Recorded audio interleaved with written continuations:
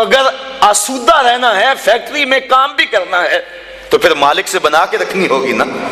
اگر رزق اس کا کھانا ہے اور اس کی نہیں ماننی تو پھر اٹینشن تو ہوگی، پھر کہا جائے گا جی رزق بڑا ہے سکون نہیں ہے، پتہ نہیں کسی نے تویز ڈال دے ہوئے ہیں، کسی عامل نے جادو کر دیا ہوا ہے، پھر مصیبت بنی ہے۔ لیکن اگر اس کی مان لیں، جب کہتا ہے کام پہ جاؤ کام پہ چلے جاؤ، اور جب کہتا ہے مسجد میں آ جاؤ مسجد پہ آ جاؤ، اور جب کہتا ہے اب سو جاؤ اس وقت سو جاؤ، کہتا ہے اب تہجد ہوگی اٹھ کے مصلی بچھا لو، مصلی بچھا لو، جو کہتا جائے کرتے رہو، تمہیں ٹینشن نہیں ہوگی، زندگی کی بہاریں نصیب ہو جائے۔ حضور نے ارشاد فرمایا اللہ کی تقسیم پہ راضی ہو جاؤ، اللہ کی تقسیم پہ راضی ہو جاؤ، تم غنی بن جاؤ گے، تم گداگر نہیں رہو گے، تم گداگر نہیں رہو گے، غنی بن جاؤ گے، کروڑ پتی ہو کر بھی کمینے نہیں ہوگے، تمہاری جیب میں کچھ بھی نہیں ہوگا لیکن غنا کی سلطنت کے بادشاہ ہوگے۔ اس کی تقسیم پہ راضی ہو جاؤ۔ اور مجھے واصف علی واصف کا اچانک جملہ یاد آ گیا، اس نے بڑی خوبصورت ایک بات کہی، اس نے کہا اللہ اور اپنی رضا میں فرق کا نام غم ہے، اللہ کی رضا میں اور اپنی رضا میں فرق کا نام غم ہے۔ جو اللہ کی رضا ہے بندہ کہتا ہے نہیں یہ نہیں صحیح، تو غم بن گیا۔ تو جب بندہ اللہ کی رضا میں اپنی رضا گم کر لے تو پھر غم نہیں رہتا۔ جے سونا میرے دکھ وچ راضی تے میں سکھ نو چلے ڈاواں، پھر وہ اس حال کے اندر راضی ہو جاتا ہے، ان دکھوں کے اندر اسے لذت آتی ہے، وہ کہتا ہے میرا مالک مجھے یہاں رکھنا چاہتا ہے، میں آگے کیوں جاؤں۔ تو جہاں مالک کی مرضی ہے بندہ وہاں رہتا ہے۔ تو آج ہر بندہ ٹینشن میں، ہر بندہ مشکلات میں، ہر بندہ بھاگ رہا ہے، محنت کر رہا ہے۔ میں اس محنت کا انکار نہیں کرتا، یہ بات ذہن میں رکھیں، شریعت میں اس کا انکار نہیں کیا، انسان کو سعی کرنے کا حکم دیا ہے، لیکن اس کے لیے ہمیں ٹینشن لینے کی ضرورت کیا ہے؟ جس طرح بندے کو موت تلاش کرتی ہے، روایات میں آتا ہے، اس طرح بندے کو رزق تلاش کر لیتا ہے۔ تو جو رزق قسمت میں لکھا ہوا ہے وہ بندے کو مل کے رہے گا۔ شیخ سعدی شیرازی فرماتے ہیں ایک بندے نے ایسی ہی کوئی روایات سنی، کہنے لگا جب میں محنت ہی نہیں کروں گا تو مجھے کیسے ملے گا۔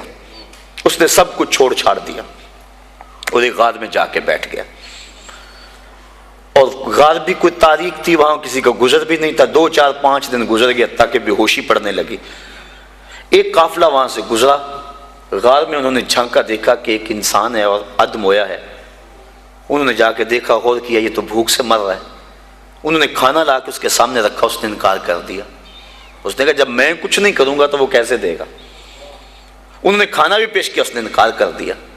وہ بولنے کی سکت بھی نہیں ہے، یہ سمجھے کہ بیچارہ بہت زیادہ بیمار ہے، اور یہ کھانا کھانے کی سکت بھی نہیں ہے۔ کوئی نرم چیز بناؤ اس کے لیے، کوئی دلیا وغیرہ، کوئی ایسی چیز اس کے لیے انہوں نے تیار کی وہاں قافلے والوں نے، اور جا کے اس کو پیش کی۔ اس نے پھر بھی سر پھیر دیا، کہا بیچارہ اتنا مجبور ہے کہ یہ بھی نہیں کھایا جاتا۔ انہوں نے زبردستی جو وہ چمچ میں ڈال کے اس کے منہ کے قریب کی، اس نے دانت بند کر دیے زور سے، کہ جب میں ہی نہیں کچھ کروں گا تو کیسے میرے مقدر کا میرے پیٹ میں پہنچے گا۔ یہ دل میں تھا، اور زور سے دانت بند کر دیے۔ شیخ سعدی شیرازی فرماتے ہیں کہ انہوں نے چمچی کے ایک کونے کو نا، اس کے دانت میں جہاں سوراخ ملا وہاں ڈال کر تو زور سے انہوں نے کھولا منہ کو، اور اندر حلوہ ڈالا، اور جب منہ کے اندر حلوہ گیا تو اس کو آگے کہا مالک جو میرے مقدر کا ہے وہ مجھے مل کے رہے۔ تو یہ کہاوتیں بزرگوں نے جو بیان کی ہیں ہماری زندگی کو آسودہ بنانے کے لیے کی ہیں۔ ہم اپنے مقدر میں جو پاتے ہیں، میرے مقدر میں یا آپ کے مقدر میں جو لکھا ہوا ہے، یہ پکی بات ہے، اس سے زائد تو نہیں مل سکتا۔ اب اس کو حاصل کرنے کے لیے ہم حرام ذرائع کیوں اختیار کریں؟ ہم کام پہ جائیں درود پڑھتے ہوئے، ہم پہ جا رہے ہیں، کہاں سے آئے گا، کیا ہوگا، کیا اس کی ٹینشن کیا؟ ہم کام پہ جا رہے ہیں اور نبی پہ درود پڑھ رہے ہیں، بس ہم کام پہ جا رہے ہیں استغفر اللہ پڑھ رہے ہیں، اللہ رزق دے گا۔ سورہ نور اٹھا کے دیکھیے، فَقُلْتُ اسْتَغْفِرُوا رَبَّكُمْ إِنَّهُ كَانَ غَفَّارًا۔ تو میں نے کہا اپنے رب سے معافی مانگو، استغفار کرو، بے شک وہ معاف فرمانے والا ہے۔ پھر کیا ہوگا؟ يُرْسِلِ السَّمَاءَ عَلَيْكُمْ مِدْرَارًا، وہ آسمان سے موسلا دار بارش بھیجے گا۔ وَيُمْدِدْكُم بِأَمْوَالٍ وَبَنِينَ، تم کو مال بھی دے گا، بیٹے بھی دے گا۔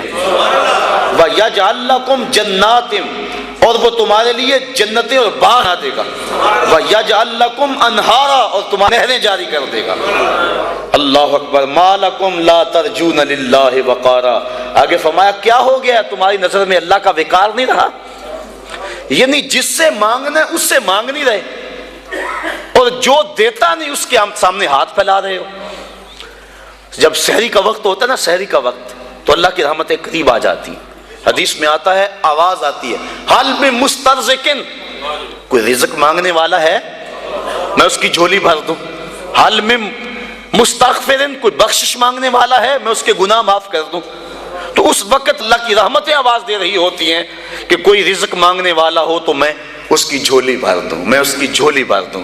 اور پھر کیا ہوتا ہے، جب وہ کہہ رہا ہوتا ہے اس وقت ہم سو رہے ہوتے ہیں۔ جب آواز آ رہی ہوتی ہے، تمہیں ٹینشن ہے، بیٹی کی شادی کرنی ہے، مسئلہ ہے، جہیز نہ دیا تو بیٹی کو تانے ملیں گے، مسئلے تو ہیں اس دور میں، اس کا انکار تو نہیں ہے۔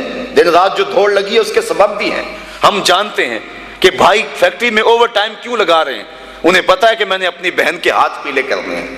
اور ہمارا معاشرہ جو ہے قرآن کو چھوڑ کے جہنم بنا ہوا ہے۔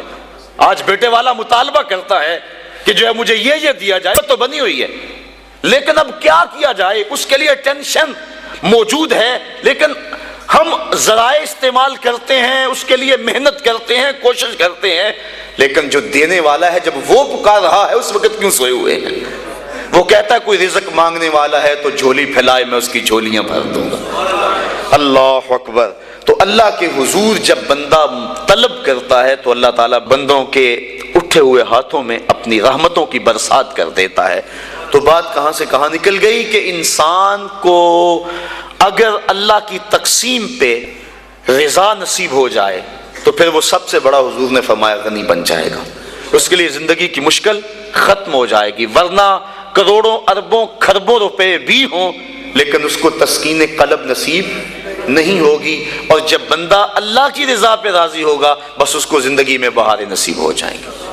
میں اچھی طرح جانتا ہوں ایک شخص کو، ہمارا پیر بھائی بھی ہے، وہ بہت اعلیٰ عہدے پہ براجمان تھا وہ، لیکن اس محکمے میں حالات ایسے تھے، وہ ایسے چکر میں آ گیا کہ اس کو وہ کام چھوڑنا پڑا۔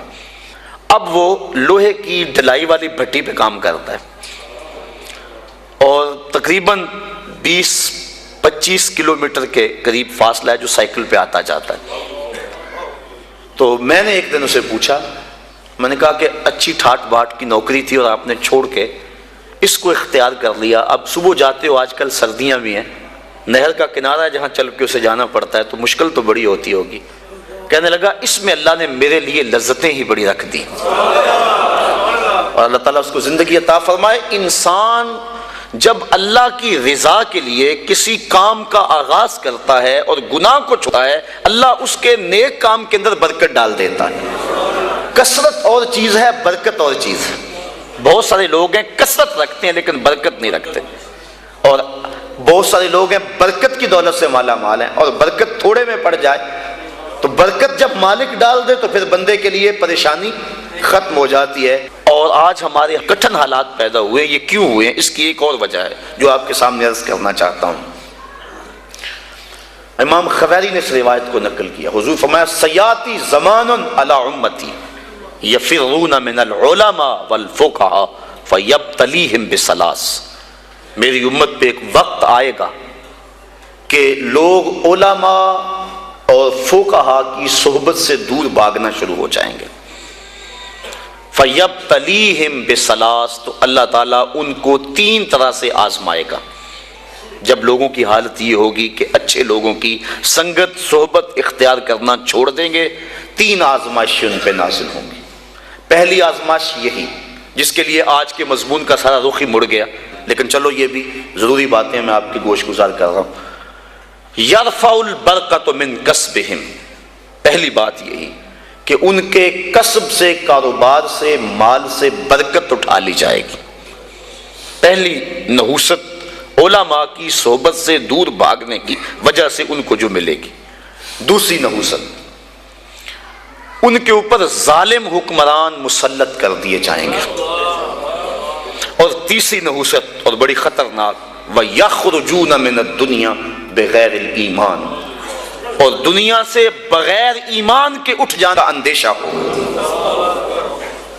اور آج دیکھ لیں یہ بات بھی درست ہے کہ آج وہ علماء کم ہیں جن علماء کی صحبت میں بیٹھ کے اللہ کا قرب ملتا ہے۔ میں جوہر آباد میں گفتگو کر رہا تھا تو وہ بات کو گفتگو تھی، تو ایک وکیل صاحب کہنے لگے کہ آپ جو بات کر رہے ہیں ہم اس بات کو تسلیم کر رہے ہیں، لیکن ان علماء کو کہاں سے ڈھونڈیں جن کی صحبت غنیمت ہوتی ہے اور جن کے دم سے انسان کو اللہ کا قرب ملتا ہے؟ آج تو گداگر اور دکاندار ہمیں مل رہے ہیں۔ تو میں انہیں اسے 2 لفظی جواب دیا۔ میں نے کہا تمہیں پتا ہے مٹھائی کس دکان سے اچھی ملتی ہے؟ کپڑا کس دکان سے اچھا ملتا ہے؟ سارا شہر چھوڑ کے وہاں جاتے ہو کہ نہیں؟ یہی نہیں پتا کہ دین اچھا کہاں سے ملتا ہے؟ حضور کی امت کی خصوصیات میں سے ایک خصوصیت یہ ہے کہ قیامت تک اس امت میں اہل حق موجود رہیں گے۔ حضور کی جو خصوصیات ہیں ان میں سے ایک خصوصیت یہ ہے، قیامت تک اس امت میں اہل حق موجود رہیں گے، گود تھوڑے رہ جائیں۔ لیکن چونکہ ہم شیطان کے پھندے میں آ جاتے ہیں، اور کبھی ایسا نہیں ہوا کہ ایک دکاندار سے دھوکہ کھا لیں اور پھر دوبارہ کہیں کہ ہم کپڑے پہنتے ہی نہیں، ایک ہوٹل سے دھوکہ کھا لیں تو کہہ لیں ہم کھانا کھاتے ہی نہیں۔ یہ سارے فراڈی ہوتے ہیں۔ ایک دکاندار سے دھوکہ کھائیں گے، دوسرے کے پاس جائیں گے، دوسرے سے دھوکہ کھائیں گے، تیسرے کے پاس جائیں گے۔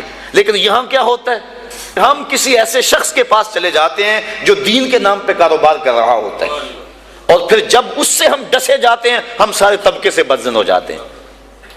شاید ہم دین کو اتنی ضرورت نہیں سمجھتے جتنی کپڑے کو سمجھتے ہیں، جتنی کھانے کو سمجھتے ہیں۔ 100 جگہ سے بھی دھوکہ کھائیں ہم سمجھتے ہیں کپڑا تو پہننا ہے، کوئی اور دکان تلاش کر لو۔ تو اگر دین کو بھی ضرورت سمجھا جائے 100 مرتبہ بھی دھوکہ کھاؤ پھر بھی تلاش میں رہو، کوئی تو صاحب حق ملے گا ہی نا۔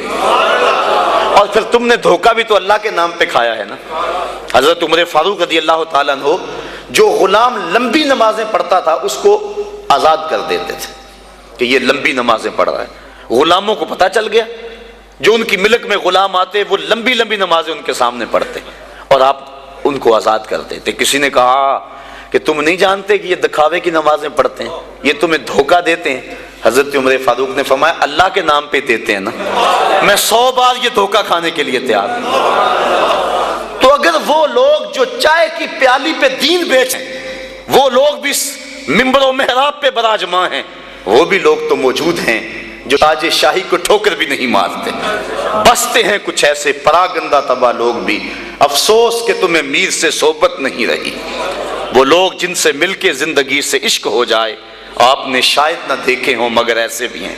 حضور نے ارشاد فرمایا خیار امتی العلماء وشرار امتی العلماء، میری امت کے بدترین لوگ بھی علماء ہیں اور میری امت کے بہترین لوگ بھی علماء ہیں۔ تو اگر بہترین لوگ امت کے تلاش کرنے ہوں تو وہ بھی اسی طبقے سے ملیں گے، وہ کسی اور جگہ سے نہیں ملیں گے۔ اور اگر بدترین لوگ وہ بھی اس طبقے میں موجود ہیں، ہم بدترین کو دیکھتے ہیں پھر اس طبقے سے بدزن ہو جائے، اور نتیجہ کیا کہ ہم آہستہ آہستہ اس جگہ پہ پہنچ جاتے ہیں کہ علماء کی صحبت سے نفرت شروع ہو گئی، جس کے نتیجے کے اندر یہ 3 مصیبتیں ہمارے اوپر نازل ہوئی۔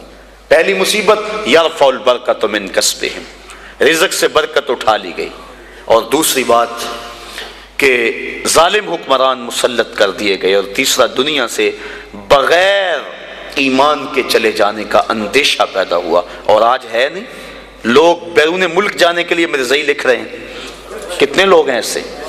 ایمان کا سودا کرنا تو بڑا آسان ہو گیا اس دور کے اندر، چائے کی پیالی پہ لوگ دین بیچ رہے ہیں، کیا کچھ نہیں ہو رہا ہے۔